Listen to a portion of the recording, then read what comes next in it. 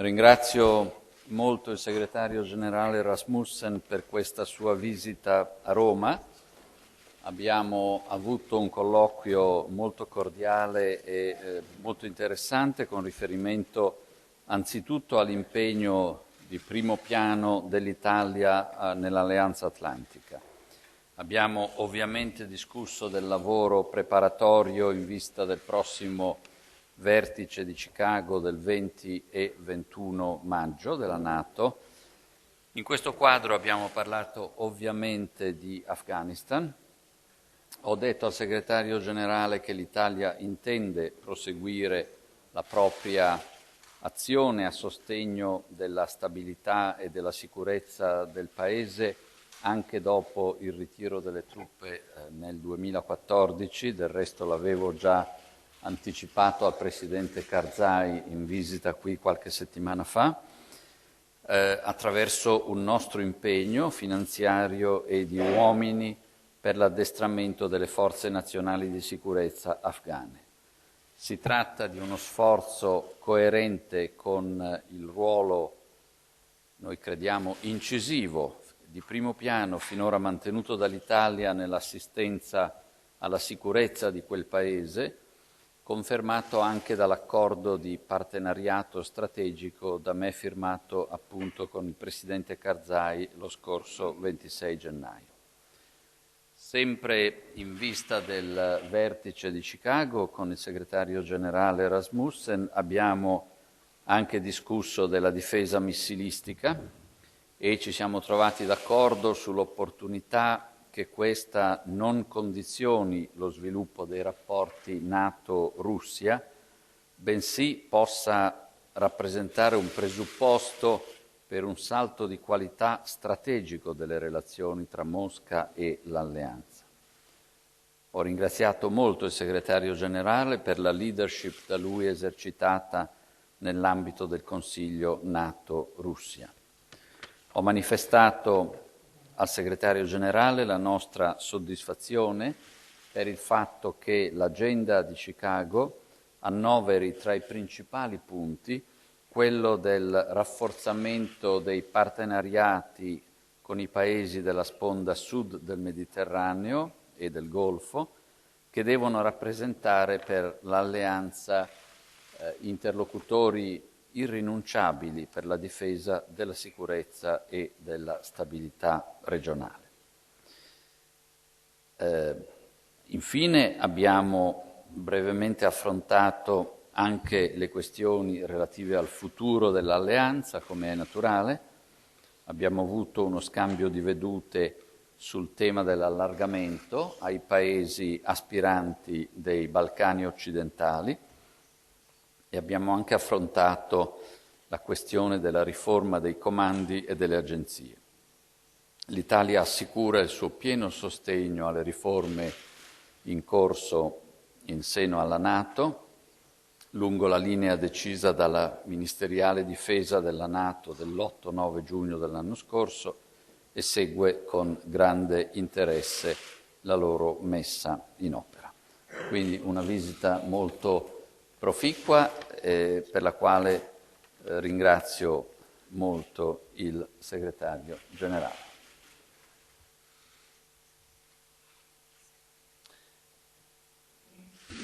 Thank you very much indeed for your kind words.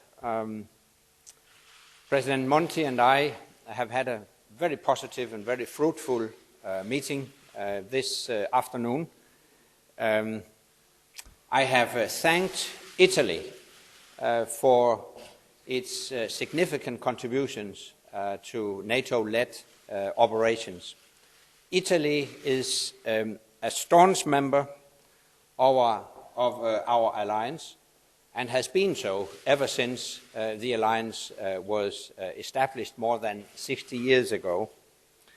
You are making a significant contribution to our operation in Afghanistan, a significant contribution in bringing stability to Afghanistan, and I saw that with my own eyes in Herat last year. You are one of the main contributors to our operation in Kosovo, and last year you played a key role in our mission to protect the people of Libya. I pay tribute to the sacrifice of Italian troops, and I thank them for their outstanding service. President Monti and I have discussed the economic situation in Italy and in Europe. Economy and security are interlinked. A weak economy means that we have less resources for security. The stronger the economy, the better you can afford the necessary investments in our security. So, sound fiscal policies are also sound security policies. And this is exactly what we're going to discuss at the NATO summit in Chicago. We will discuss how to provide security in a time of economic austerity. This is a time of tough choices for all of us, a time when Europe needs to square this circle, how to deal with great uncertainty in the world with fewer economic resources at home. So, our challenge is to balance economy and security. Right now we face the challenge of keeping ahead of new security threats and of tackling the new economic environment. We have to keep our defenses up even while we bring our debt burdens down. And that is a tough challenge.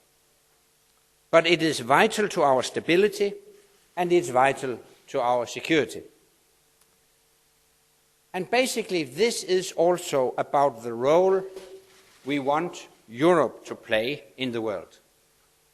If we want Europe to retain its influence on the world stage, European allies ever. They should continue investing in security. Otherwise, emerging security powers will fill that gap and the United States will rely less on Europe.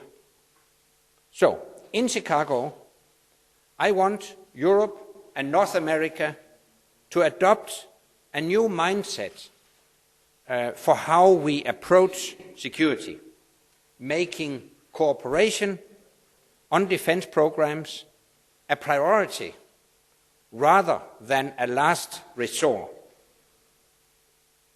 That is what we call smart defense. And in Chicago, we will take decisions which will ensure our alliance has the forces and the capabilities it needs for 2020 and beyond.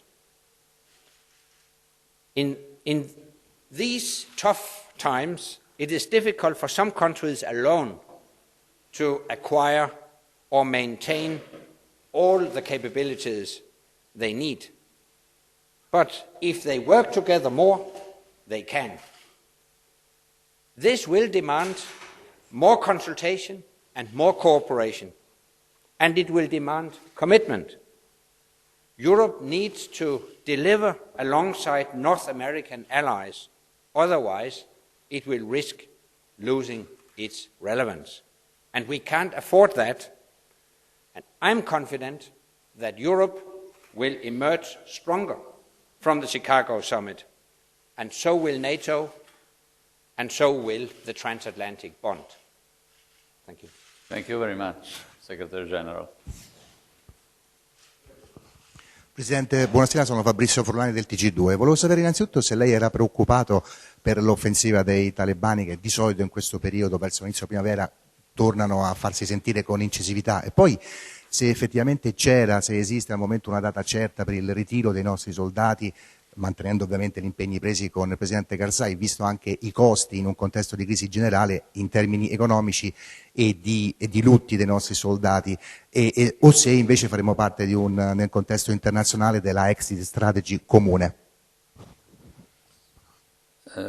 Sono certamente preoccupato, lo siamo strutturalmente, di ciò che in particolare in certi momenti dell'anno tende ad accadere in Afghanistan, e il grande impegno dell'Italia nel corso di questi anni in Afghanistan è espressione di quella preoccupazione, così come anche l'impegno da parte italiana in termini che saranno quantificati a tempo opportuno di sostenere anche dopo il 2014 la importante azione delle forze di sicurezza nazionali in Afghanistan. Per quanto riguarda la data del ritiro, queste sono evidentemente questioni importanti che devono essere esaminate e trattate congiuntamente dagli Stati interessati nell'ambito del quadro complessivo del loro impegno.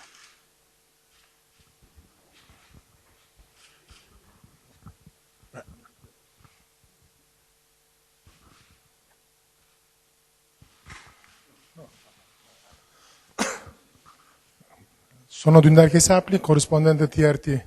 Lei ha dichiarato oggi il caso siriano, la NATO non interverrà. Qual è la motivazione vera di questa decisione? Inoltre, la governo turco ha dichiarato la Siria superamento del confine seconda volta che interverrà duramente. Considerando la Turchia membro del NATO, come valuta la dichiarazione del governo turco? Grazie.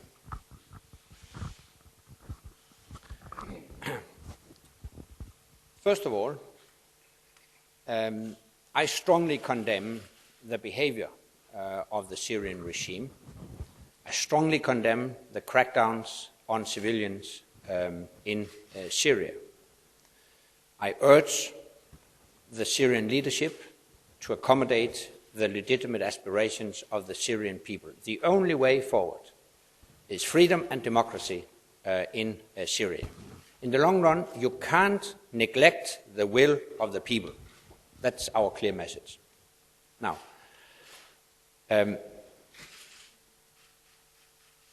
we have no intention to intervene in Syria because we do believe that the right way forward in Syria is to pursue a political and peaceful solution based on the Annan plan. I strongly regret that the UN Security Council didn't reach an agreement on a legally binding Security Council resolution.